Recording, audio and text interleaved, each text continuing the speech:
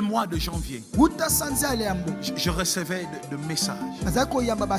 De messages. Bonjour papa. Papa mbote. Bonjour papa. Mbote papa. Je ne calculais pas la personne. Des appels. Je ne répondais pas. Depuis le mois de janvier. On est arrivé au mois de juin. Tellement que la personne appelait, écrivait, embêtait.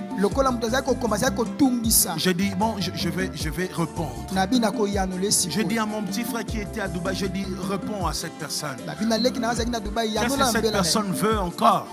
Oh non, je vais voir les pasteurs.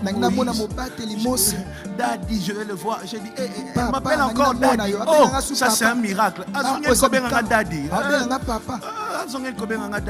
Moi je pensais que j'étais tueur en série. Après, Daddy. Après, je dis, bon, je vais répondre. Après, je répondis, je dis, qu'est-ce que tu veux? Daddy. Papa. Je suis quand même ta fille, non? Oh, c'est vrai? Ok, j'avais oublié. Je dis, qu'est-ce que tu veux? Je dis, moi je t'ai déjà pardonné. J'ai pas de problème avec toi. Si Dieu t'avait choisi pour m'humilier, gloire à Dieu. Il y a des moments dans le ministère où toi-même tu ne comprends pas, tu vois. Dieu veut t'enseigner quelque chose. Il peut utiliser n'importe quel moyen, même quand c'est dur, quand c'est honteux, Dieu peut l'utiliser. Et moi je dis, attends, moi j'ai pas de problème. Et toi, et toutes les personnes derrière toi, je veux même pas connaître. Mais ça, vivez en paix. Non, Daddy, je vais te voir. Je lui ai dit, mais viens à l'église. Elle m'a dit, je vais venir à l'église, mais pas un jour des cultes. J'ai dit, pourquoi? J'ai dit ok, on va trouver un jour où il n'y a pas culte. On était avec Eva ici, il était là. Et puis c'était un soir. La personne est entrée. Toutes les personnes à mes côtés étaient fâchées contre moi. Tout mon bureau, ennemi. Pasteur ennemi. Le pasteur Makambosala vraiment. Pasteur vraiment, tout souffrir peu mingi. Pasteur, yo tout le monde on dirait kimia na yo te kango na zigida pasteur.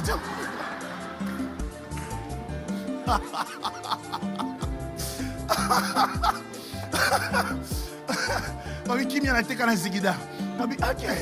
bon, qu'est-ce qu'on fait? Alors, la personne était là. Et la personne parlait. Et j'ai posé une question. J'ai dit, l'objectif de tout ce que vous avez fait. Tu vois, la personne qui m'avait dit de faire ça, c'est tel pasteur là. Et puis, les gens étaient venus. Ils m'ont dit que Moïse Mbié, il a beaucoup d'argent. Je lui ai dit, vous aviez fait ça pourquoi? Elle m'a dit, c'était pour l'argent. J'ai dit, ok.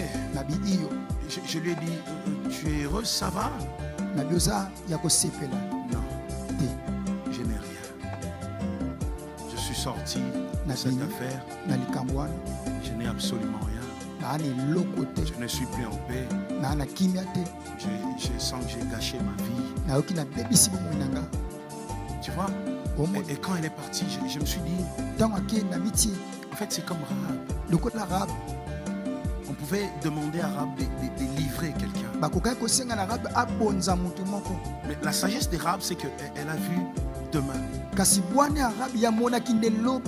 Je peux livrer ce monsieur. Mais Jéricho va tomber dans 7 jours. C'est-à-dire, cette petite gloire que j'aurai ne va pas durer. C'est buzz sur Internet. Ça va passer. Et tu seras face à la réalité. Tu commences à chercher Nzani Nabimela. Il y a des gens qui voient pas loin. Qui sont prêts à tout. Et après ils regrettent. La chose que Rahab a fait, elle a regardé entre un succès, un poste, de l'argent pour 7 jours. et que je sois sauvé. Et regardez comment Dieu fait les choses. Le nom des Rab est revenu jusque dans Matthieu. Et l'ongwe banda Josué. Ça traverse la Bible jusqu'à Matthieu. Rab se retrouve grande mère de Jésus. Donc elle avait le choix, soit inscrire son nom. Yes.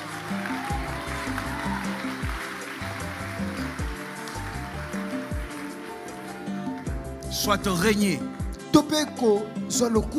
Faire parler, mais pendant 7 jours. Demande à quelqu'un qu'est-ce que tu choisis, 7 jours ou l'éternité. Il faut faire de bons choix. Rahab avait compris cette leçon. Plusieurs font de mauvais choix pour l'argent. J'ai toujours dit dans cette église, il n'y a personne qui aime l'argent comme moi. Je suis le premier fanatique de l'argent.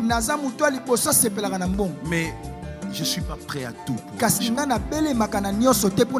J'aime beaucoup l'argent, mais je ne suis pas prêt à tout pour l'argent.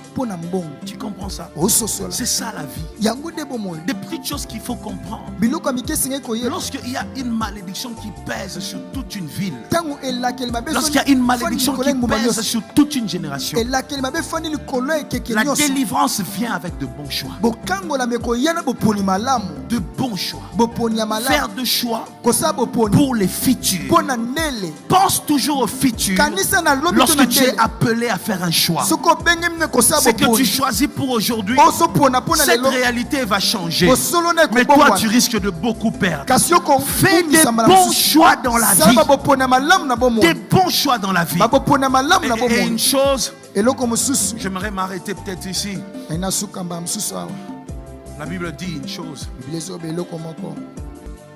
Josué 6. Non, Josué 2. Verset 8 à 11. On va lire ça ensemble, c'est très important ce que je vais dire ici.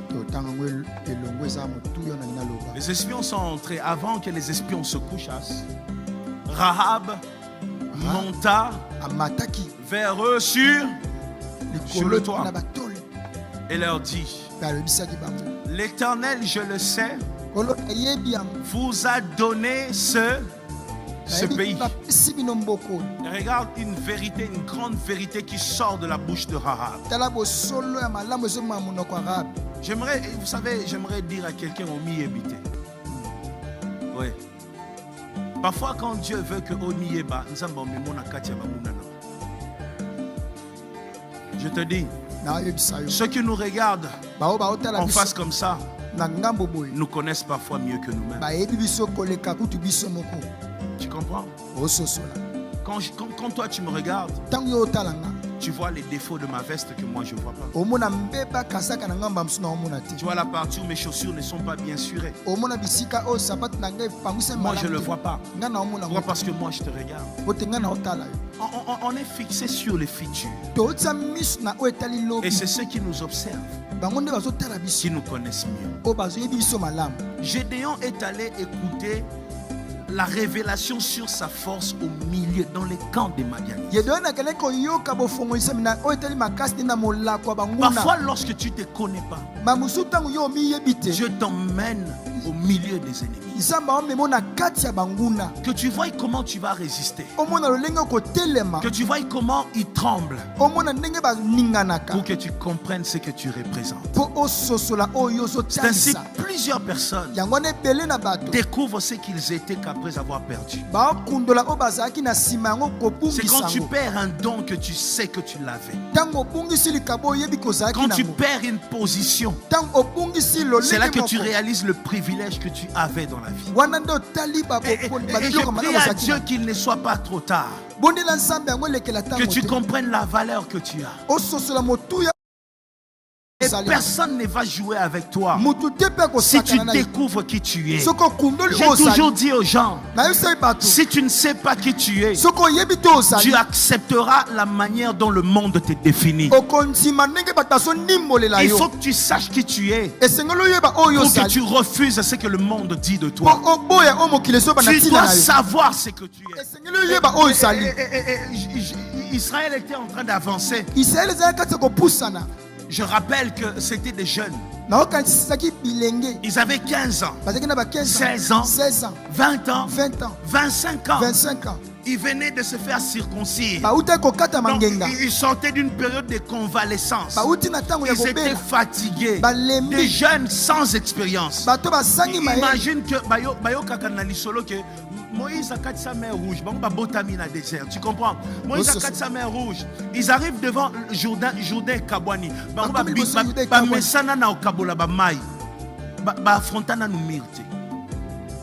La première fois, ils vont affronter un mur. Donc dès qu'ils sortent du Jourdain, ils regardent. C'est quoi? Le mur de Jéricho. Maintenant tu commences à regarder la hauteur du mur. Les gens à l'époque ne construisaient pas comme nous. À l'époque c'était des briques, des moellons. J'ai vu le temple de Jérusalem, c'est des briques comme ça. Tu vois, ils construisaient avec ça. Et lorsqu'ils sortent du Jourdain, ils regardent, ils voient un mur, un grand mur, l'épaisseur du mur, hauteur du mur. Ils regardaient comme ça et ils étaient en train de se demander, on va faire comment ici? De jeunes qui ne sont pas habitués au combat. Qu'est-ce qu'on va faire ici? Ils commencent à trembler, à réfléchir. Mais regardez, il y a une chose. La Bible dit Rahab est montée vers les esprits. Rahab est montée vers ceux qui avaient peur. Rahab est monté vers les personnes qui tremblaient. Rahab dit, regarde quand Rahab ouvre sa bouche et leur dit, l'Éternel, je le sais, je suis convaincu. Je sais que l'Éternel vous a donné ce pays. Pendant que Rahab parle aux espions, là-bas dans le camp, ils tremblent. Seigneur, qu'est-ce qui va nous arriver? C'est pour ça que les enfants d'Israël disaient toujours, ramène-nous en Égypte. La peur. Qu'est-ce qu'on va faire? Nous, on ne savait pas. Maintenant, un mur comme ça. Est-ce qu'on a les armes qu'il faut? Lorsque le diable veut te faire peur, il te montre ce que tu n'as pas. C'est toujours ça. Le diable te montrera toujours ce que tu n'as pas. Il y a des gens qui ne font pas des exploits parce que le diable leur montre ce qu'ils n'ont pas. Les enfants disent, est-ce que nous avons les armes? Pendant ce temps, Rahab continue son discours. Rahab dit, la terreur